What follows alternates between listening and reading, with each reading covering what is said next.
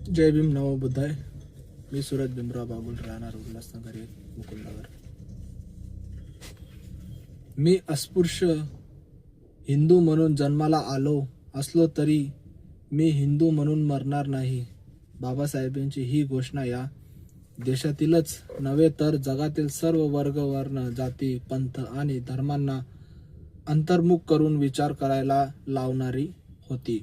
Doctor Babasaheb आंबेडकरांचं धर्मांतरामागील भूमिका ही केवळ आध्यात्मिक किंवा धार्मिक नव्हती, तर ती सामाजिक होती.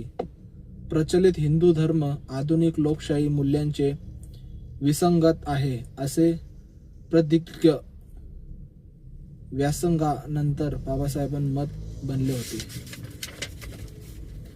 बाबासाहेबांनी ही घोषणा केली आहे. भारतासह जगातील अनेक मोठमोठ्या धर्मांना व धर्मपंडितांना हादरा दिला. त्याचबरोबर इतर अनेक धर्मांनाही आपला अस्पृश्य समाज आपल्याकडे वळवण्याचा व संधी वाटू लागली.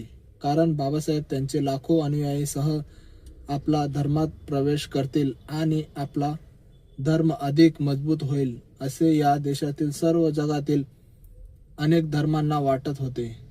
बाबासाहेबांच्या या घोषणेनंतर मुस्लिम, ख्रिश्चन, शीख अशा अनेक धर्मांच्या धर्मपंडितांनी बाबासाहेबांना संपर्क केला, भेटी घेतल्या.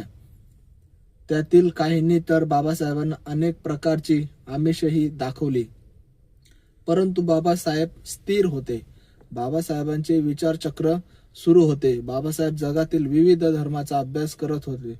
तर दुसरीकडे रस्त्यावरील लढायातून बाबासाहेब सामाजिक संक्रमण घडवत होते. बाबासाहेब सर्व समाजातील परिस्थिती पाहत होते आणि या देशातल्या कोट्यावधी अस्पृश्यांना खऱ्या अर्थाने माणूस म्हणून उभा करणारा धर्म शोधत होते. त्यांना पुन्हा नव्या जोडग्यात जाऊन अडकायचं नव्हतं, तर त्यांना नवा विद्वानवादी, माणसाला केंद्रबिंदू मानणारा आणि माणसाशी माणसाप्रमाणे वागणारा धर्म हवा होता.